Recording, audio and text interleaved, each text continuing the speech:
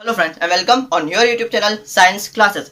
तो फ्रेंड्स आज हम बात करेंगे केमिकल इक्वेशंस की कि केमिकल इक्वेशंस क्या होती हैं। और फ्रेंड्स आज ही हम बात करेंगे बैलेंस और अनबैलेंस केमिकल इक्वेशंस की।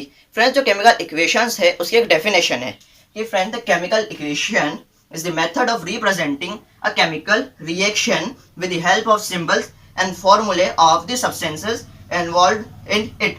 इसका मतलब फ्रेंड की जो केमिकल रिएक्शन फ्रेंड आपकी हो रही है उसको हम रिप्रेजेंट कर रहे हैं by the help of symbols and फॉर्मूले। और काय के फॉर्मूले?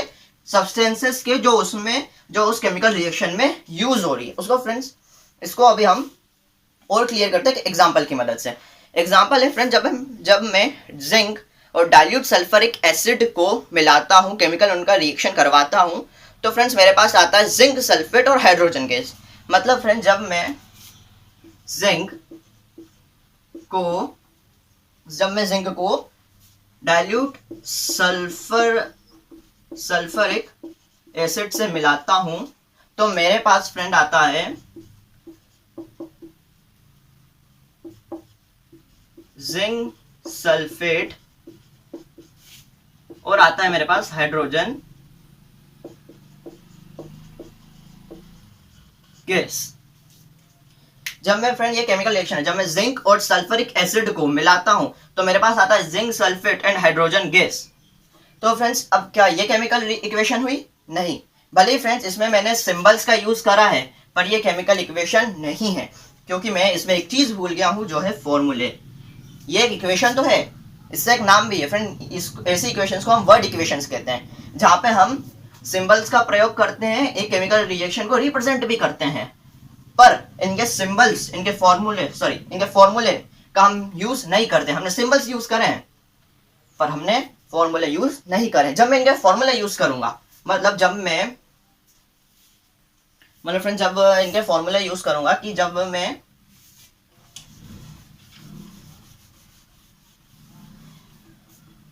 मैं फ्रेंड जिंक को Zn लिखूंगा और ये सिंबल तो वैसे का वैसे ही होगा। फिर सल्फ्यूरिक एसिड को फ्रेंड जब मैं H2SO4 लिखूंगा, उसके बाद ये एरो का साइन भी वैसे का ऐसे ही रहेगा। उसके बाद जिंक सल्फेट को जब मैं ZnSO4 और हाइड्रोजन गैस को फ्रेंड्स जब मैं H2 ये ऐसा रिप्रेजेंट करूंगा, तब ये मेरी केमिकल इक्वेशन कहलाएगी। ये मेरी है केमिकल रिएक्शन। मैंने जिंक को लिया, उसको सल्फ्यूरिक एसिड के साथ मिलाया, जिससे मेरा क्या बना? जिंक सल्फेट और हाइड्रोजन गैस। मैंने फ्रेंड लिया क्या? मैंने जिंक लिया, सल्फ्यूरिक एसिड लिया, इन दोनों को मिलाया, जिससे मेरा बना जिंक सल्फेट और हाइड्रोजन गैस। तो फ्रेंड अब ये क्या बनी? अब ये केमिकल इक्वेशन बनी। ये वर्ड इक्वेशन है, ये एक वर्ड इक्वेशन है, और ये CE ये एक केमिकल इक्वेशन है। जब आपसे कोई वर्ड इक्वेशन लिखने को बोलता है, किसी भी केमिकल रिएक्शन की जब आपसे कोई वर्ड इक्वेशन लिखने को बोलता है तो आप ये लिखेंगे, और जब आपको कोई केमिकल रिएक्शन या केमिकल इक्वेशन लिखने को बोलता है जब आप ये लिखेंगे। इसमें हम सिंबल्स भी यूज करेंगे और फॉर्मूले भी यूज करेंगे। अगर हमने सिर्फ सिंबल यूज करे तो वो वर्ड इक्वेशन हो जाएगी, और जब हमने फॉर्मूला और सिंबल्स दोनों यूज करें फ्रेंड्स तो वो केमिकल इक्वेशन हो जाएगी। तो फ्रेंड्स ये है केमिकल इक्वेशंस। और अब हम बात करेंगे फ्रेंड्स अनबैलेंस और बैलेंस केमिकल इक्वेशंस के बारे में। तो फ्रेंड्स अब हम बात करेंगे बैलेंस और अनबैलेंस केमिकल इक्वेशंस की। फ्रेंड्स जो बैलेंस केमिकल इक्वेशंस है वो क्या होती हैं? तो friends balance chemical equation has an equal number of atoms of different elements in the reactants and products. अब बात आती है कि अब ये रिएक्टेंट्स और प्रोडक्ट्स क्या है। ये तो अब वापस एक नई टर्म आ गई। तो फ्रेंड्स रिएक्टेंट्स वो होता है जहां पे जब कोई दो सब्सटेंस आपके रिएक्ट कर रहे हो तो आपके रिएक्टेंट्स कहलाते हैं। जैसे एग्जांपल ले लेते हैं फ्रेंड्स, यहाँ पे जिंक और डाइल्यूट सल्फ्यूरिक एसिड ये दोनों फ्रेंड रिएक्ट कर रहे हैं एक दूसरे से, तो ये आपके रिएक्टेंट्स कहलाएंगे। ये दोनों आपके रिएक्टेंट्स कहलाएंगे। और इनका जो रिजल्ट है, तो रिजल्ट इनका आया है जिंक सल्फेट और हाइड्रोजन गैस। तो फ्रेंड्स ये आपके प्रोडक्ट्स कहलाएंगे। ये आपके रिएक्टेंट्स है जो रिएक्ट करते हैं, और ये आपके रिजल्ट हैं जो प्रोडक्ट्स कहलाते हैं। तो फ्रेंड्स अब बैलेंस केमिकल इक्वेशंस पे आते हैं। तो friends balance chemical equation has an equal number of atoms. Balance chemical equation में इक्वल नंबर ऑफ एटम होते हैं। काय के equal number of atom? Equal number of atoms of different elements, of different element. जो elements यहाँ पे use हो रहे हैं इस केमिकल इक्वेशन में जो एलिमेंट यूज हो रहे हैं उनमें क्या होना चाहिए, उनमें जो उनके एटम्स हैं वो इक्वल होने चाहिए, वो बराबर होने चाहिए in the reactants and products. मतलब कि जो रिएक्टेंट्स हैं, जो रिएक्ट कर रहे हैं, जो एलिमेंट रिएक्ट हो रहे हैं, जो आपके रिएक्टेंट्स हैं वहां पे, और जो आपका रिजल्ट आया है जो प्रोडक्ट्स हैं वहां पे, आप इन दोनों जगहों पे आपके क्या होना चाहिए, इक्वल नंबर ऑफ एटम्स। ये जो एलिमेंट्स हैं इनमें इक्वल नंबर ऑफ एटम्स होने चाहिए। तो फ्रेंड्स हम एग्जांपल से और क्लियर करते हैं कि फ्रेंड्स ये Zn plus H2SO4 gives ZnSO4 plus H2। अब देखिए फ्रेंड्स ये जो Zn है, ये जो जिंक है फ्रेंड, ये अपना एक अलग एलिमेंट है, ये एक अलग एलिमेंट है। फिर अब ये जो हाइड्रोजन है, भले ये H2SO4 ये क्या है, सल्फरिक डाइल्यूट सल्फरिक एसिड है फ्रेंड्स, पर ये किन एलिमेंटों से मिलके बना है? ये हाइड्रोजन से मिलके बना है, ये सल्फर से मिलके बना है, ये ऑक्सीजन से मिलके बना है। तो ये अलग अलग एलिमेंट से मिलके बना हुआ है, तो इसलिए भी हम इनमें अलग अलग एलिमेंट लेंगे। HSO ये हम 3 अलग अलग एलिमेंट लेंगे। फिर हम इधर आएंगे प्रोडक्ट साइड में, तो यहाँ पे भी फ्रेंड्स ये Zn है, ये आपका एक एलिमेंट है जिंक। आपका जो S है ये एक एलिमेंट है सल्फर। ये जो आपका O है ये एक एलिमेंट है ऑक्सीजन। आपका वापस से जो H है ये हाइड्रोजन एक एलिमेंट है। और फ्रेंड्स हम देखेंगे अब इनमें हम एटम्स खोजेंगे कि क्या ये जो रिएक्टेंट साइड है इनमें जो एटम्स हैं वो क्या जो प्रोडक्ट साइड के एटम है उनके बराबर हैं। एलिमेंट्स देखिए हमने एलिमेंट्स निकाल लिए। सबसे पहले हमने एलिमेंट निकाले, जिंक एलिमेंट अलग कर लिया, हाइड्रोजन एलिमेंट अलग कर लिया, सल्फर एलिमेंट अलग कर लिया, ऑक्सीजन एलिमेंट अलग कर लिया, उस साइड भी अलग कर लो, जिंक अलग कर लिया, सल्फर अलग कर लिया, ऑक्सीजन अलग कर लिया, हाइड्रोजन अलग कर लिया। अब हमने जिंक मतलब हमने क्या करा, एलिमेंट्स अलग कर लिए। अब क्या बोला है हमें, डिफरेंट एलिमेंट्स। ठीक है भैया, हमने एलिमेंट सबसे पहले अलग कर लिए। उसके बाद इक्वल नंबर ऑफ एटम्स होने चाहिए, एटम्स इक्वल होने चाहिए, मतलब यहाँ पे भी एटम्स इक्वल होने चाहिए, इस साइड भी एटम इक्वल और उस साइड भी एटम इक्वल। अब देखते हैं जिंक, यहाँ पे कुछ भी नहीं है, इसका मतलब 0 नहीं है, यहाँ पे कुछ नहीं है, इसका मतलब 1, तो Zn में 1 है। ठीक है, फिर आप आए हाइड्रोजन पे, यहाँ पे 2 है। फिर आप आए ये S पे सल्फर पे, यहाँ पे कितना है, 1 है। फिर आप आए ऑक्सीजन पे, यहाँ पे कितना है, 4 है। तो यहाँ पे हमें अलग अलग का पता चला। Z पे मैं नीचे लिखता हूँ, Z पे 1 है, हाइड्रोजन पे 2 है, सल्फर पे 1 है, ऑक्सीजन पे 4 है। ठीक है फ्रेंड्स, अब हम आते हैं प्रोडक्ट साइड में। प्रोडक्ट साइड में जो आपका जिंक है उस पे 1 है, ये आपका S सल्फर उस पे 1 है, आपका जो ऑक्सीजन है उस पे 4 है, आपका जो हाइड्रोजन है उस पे 2 है।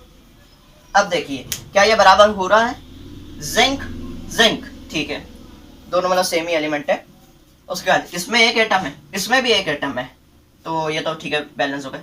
फिर हाइड्रोजन और इधर भी हाइड्रोजन, दोनों में 2-2 एलिमेंट है, सॉरी मतलब 2-2 एटम है, ये भी बराबर हो गए। फिर अब आपका ये सल्फर ये सल्फर, ठीक है, दोनों में 1-1 है, इन दोनों में 1-1 एटम है, ये भी बैलेंस हो गए। फिर आपका ऑक्सीजन ऑक्सीजन, दोनों में 4-4 एटम है, ये भी बैलेंस हो गए। तो अब ये इक्वेशन क्या हुई, ये एक इक्वेशन हुई फुल्ली बैलेंस्ड, ये इक्वेशन हो गई बैलेंस्ड केमिकल इक्वेशन। अब हम फ्रेंड्स जब दूसरी इक्वेशन की बात करते हैं अनबैलेंस्ड केमिकल इक्वेशंस की, तो unbalanced chemical equation has an unequal number of atoms of 1 और more elements in the reactants and products. मतलब फ्रेंड्स कि यहाँ पे क्या था, बैलेंस केमिकल इक्वेशन में क्या था, इक्वल नंबर ऑफ एटम्स, और अनबैलेंस केमिकल इक्वेशन में अनइक्वल नंबर ऑफ एटम्स। मतलब एटम होंगे पर कैसे होंगे, अनइक्वल होंगे।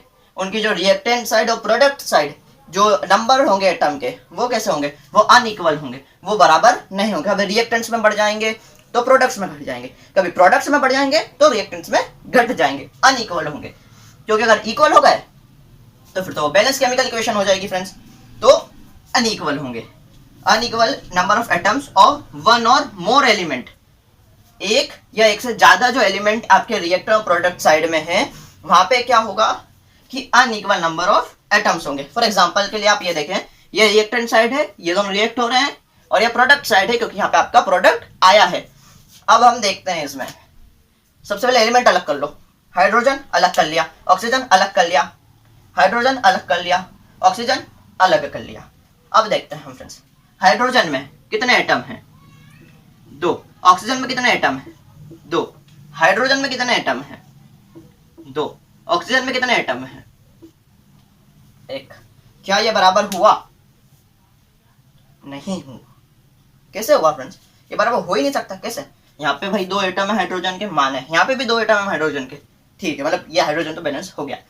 पर यहाँ पे ऑक्सीजन के 2 एटम हैं, पर यहाँ पे तो ऑक्सीजन का एक ही है, यहाँ पे ऑक्सीजन का तो एक ही है। प्रोडक्ट साइड भी अगर ऑक्सीजन का 2 होता, यहाँ पे अगर होता H2 + O2 गैस H2O2, तो आपकी ये बैलेंस इक्वेशन होती। पर आया क्या है? H2O। ये यहाँ पे तो एक ही है, कुछ नहीं है, यहाँ पे 0 मत करना, एक है, यहाँ पे एक, यहाँ पे एक है। मतलब ऐसा कोई भी आ जाए तो हम पे 0 नहीं करना है अपने को, यहाँ पे कोई एक एटम उसका प्रेजेंट है, क्योंकि एटम नहीं है तो कुछ हो ही नहीं सकता ना, फिर तो मतलब वो आपका जो एलिमेंट है वो ही नहीं होगा बिना एटम के, तो इसलिए यहाँ पे एक एटम है। तो हाइड्रोजन में यहाँ पे हमने देखे 2 एटम, ऑक्सीजन में यहाँ पे 2 एटम, यहाँ पे वापस हाइड्रोजन में 2 एटम, पर ऑक्सीजन में यहाँ पे हमने देखा क्या? सिर्फ एक एटम, सिर्फ एक एटम। तो ये क्या हुआ? एटम्स बैलेंस हुए? Reactant side product side balance हुए? नहीं हुए। हमने यहाँ पे देखा रिएक्टेंट साइड जो है यहाँ पे बैलेंस हो गए। यहाँ पे जिंक में भी 1 था, हाइड्रोजन में 2 था, सल्फर में 1 था, ऑक्सीजन में 4 था।